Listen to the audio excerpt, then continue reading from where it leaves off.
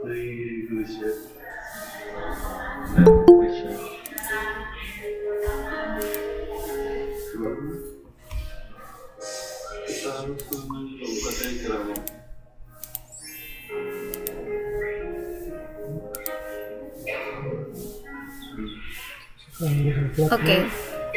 So, we will go first to your Google Classroom.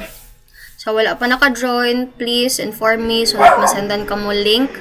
Or, you can just type the Google Classroom code manually.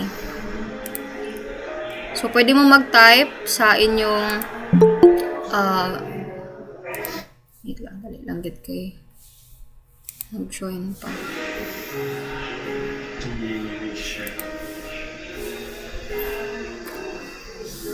For a while, ma-join na lang siguro ko sa other device para hindi ako magsigiog. Okay, so usually you're going to Google and then type Google Classroom.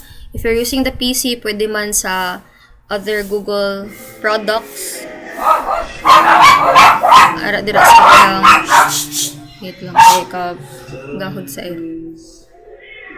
Okay. So, for example, ma-search ka mo Google Classroom and then muna ni siya. If wala pa mo kasulod sa ako ang class, pwede ka mo ka-click sa kaning plus sign, join class, then manually provide the Google Class code. Or you could join using the link. Okay? Anyway, dugay pa man ang deadline sa activity and hapos lang siya. So, you don't need to worry about if wala ka mo connection tonight, you can still do it tomorrow. So, for example, nakasulod na ka sa muna nino HM1A.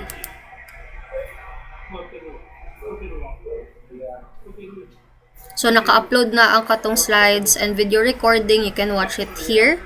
I'll also give a link sa GC para it's easy for you to locate the link and then watch it. No?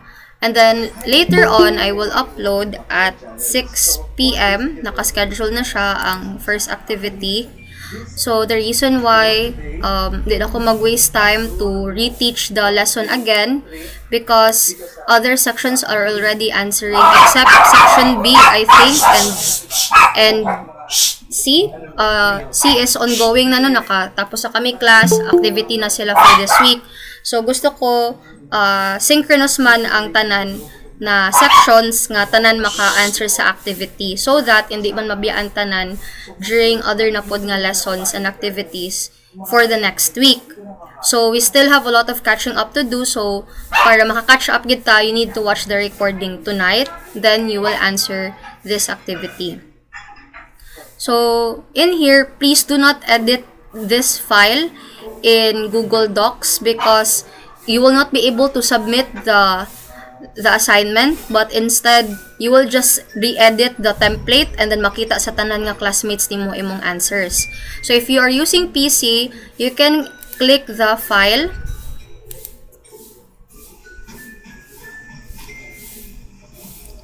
and then instead of open with Google Docs, you can just download it or open a new window dayon download.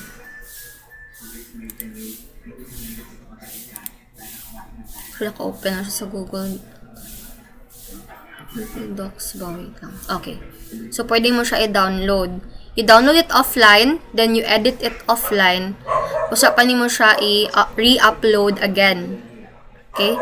In the Google Classroom. Then, I will teach you how to upload it. So, for example, if you're using cellphone, that is okay. You can just open the file and then take a screenshot. Or if you can download it, pwede man. If may WPS mo nga app or application in your cellphone, you can edit it and then just take a screenshot. Okay, usually, cell phones do not provide an option where you can upload the file in Google Classroom using WPS or Word, Microsoft Word. So, if PC ang gamit mo, pwede mong kaka-download. Download mo niya siya offline, edit it offline. If cellphone, pwede kaka-download, edit it offline. Basta downloaded siya dapat before ka mo mag-edit. And then once you edit, pwede man screenshot if hindi ka mo ka-upload sa document. So, subject title, syempre THC4, Macro Perspective in Tourism and Hospitality. Title of the topic presented. So, unsa man to siya ang title ato? Activity 1 prelim. I will not go back na lang to the... So, activity 1 prelim. Ang title of the topic, then your name. And then, no need to edit this one, then date submitted. So, either tonight, if you have internet connection, or tomorrow. For those who have already seen the video, you can proceed answering the activity. And then, 4 lang na siya ka questions actually. So, overview of the topics covered in the session. When we say overview, the summary of the entire discussion from lesson 1, not from Google ha, kaya syempre you have to watch the entire video of my recording sa other sections for you to understand what I'm asking in letter A. Letter B, you have to also write here new learning, something that you only learned during your pag-watch ninyo sa sa video.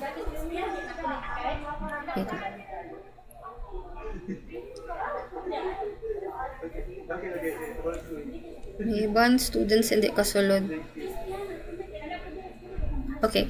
So, if hindi, pwede man, okay. If hindi man ka mo kasulod, you can just rewatch this video again. Okay? Ay, hala. Actually, wala ang request o accept, no? So, maybe sa lang internet.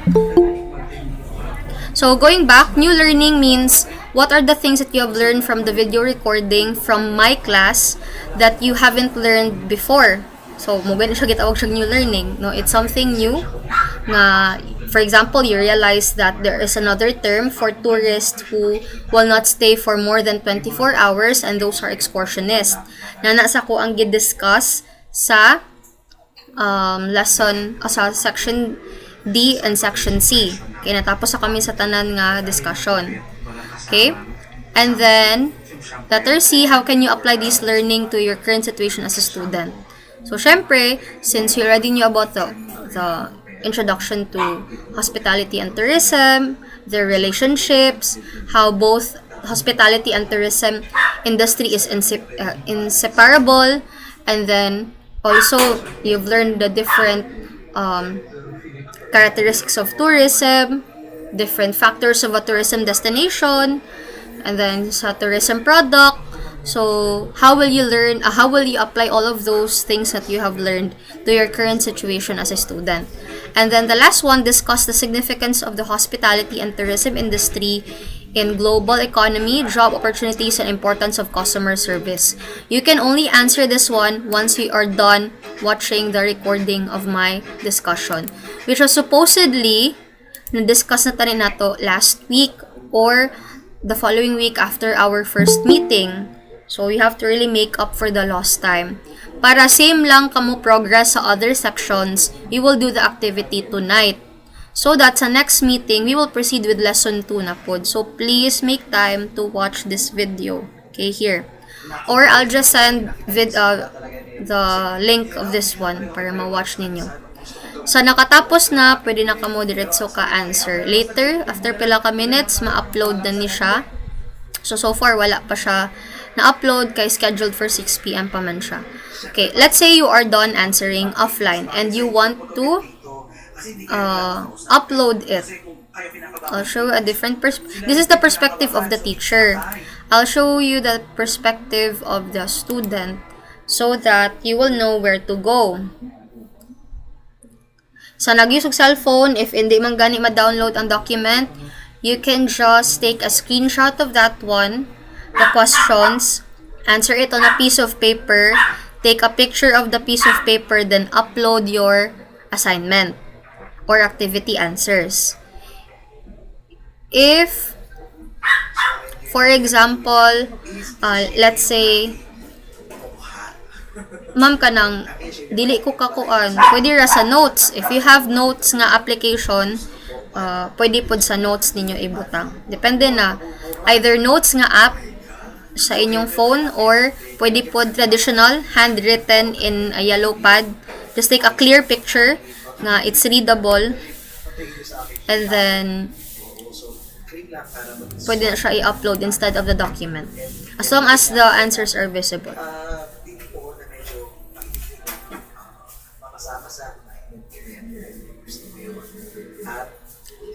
Give the example. So, this is in the perspective of the teacher, ha. So, di ba, inyong gi-download ang file, edit it offline, then you want to upload it again. Ma'am, I want to upload na sa kato kong gi-ansiran. So, duha ka options ako. Magamit mo cellphone, pwede screenshot sa inyong answer sa notes, or picture sa inyong answer sa yellow pad. If you're using the laptop or PC, you can just upload the actual file. So, for example, go mo sa classwork.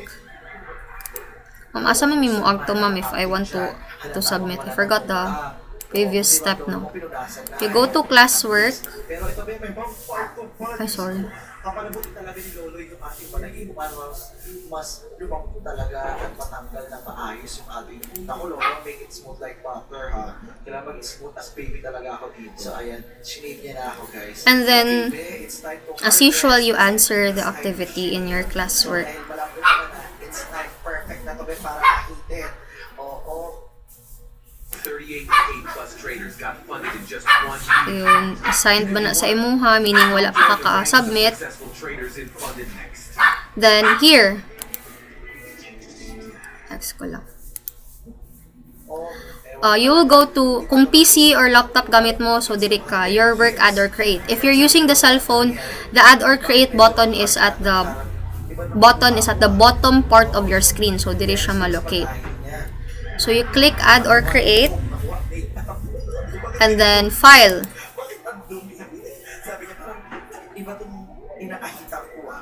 Then, you browse. Then, syempre, ang download mo nga activity, Pero tinan nyo naman siya paano mo siya upahin, diba?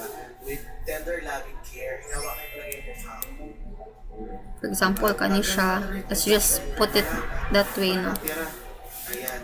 O, pakiramdam ko para akong baboy na inahin. Tapos, lulutuin mamaya.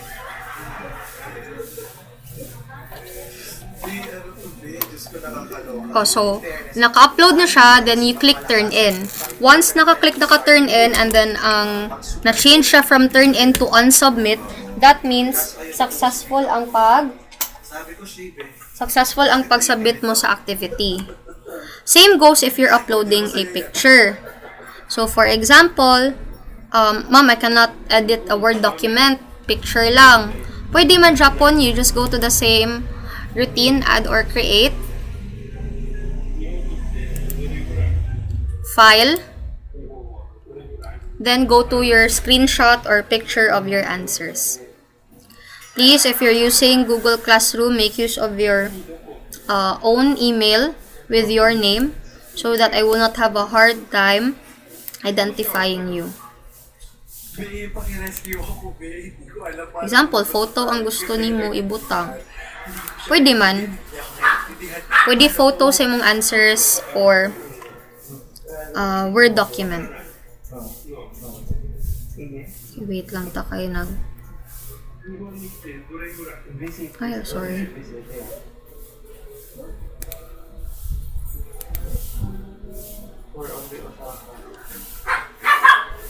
Okay, so maka-upload ko siya either picture or Word document in Google.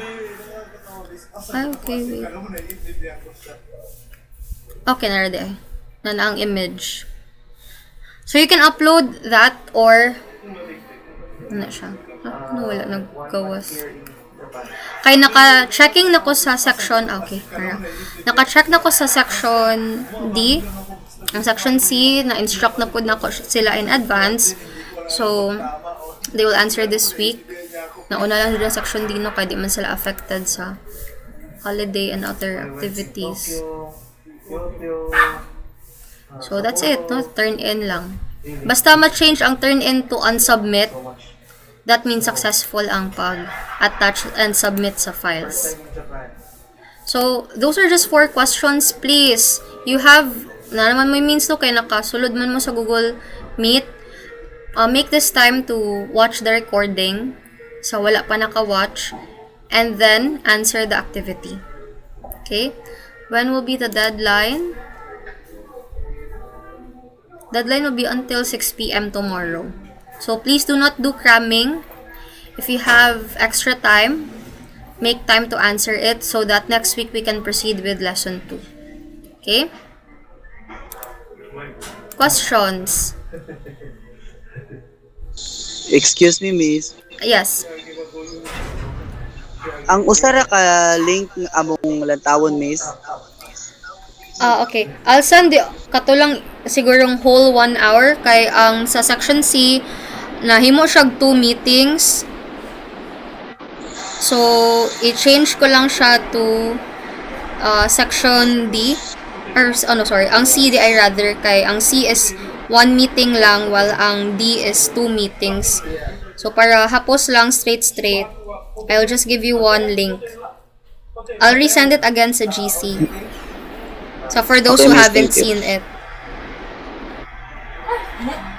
And then, sa iban, please make time to answer it tonight para makastart na ko checking. I'll be waiting for your answers sa nakatapos na og-watch. I saw 3 or 4 people already seen the recording. You can proceed watching. Okay? Then, check ko lang ko attendance. Next week, start ata with lesson 2. Okay? So, wala na siya. Other questions? Hindi ko na i-vlog. Akala ko na napindot ko yung record. So,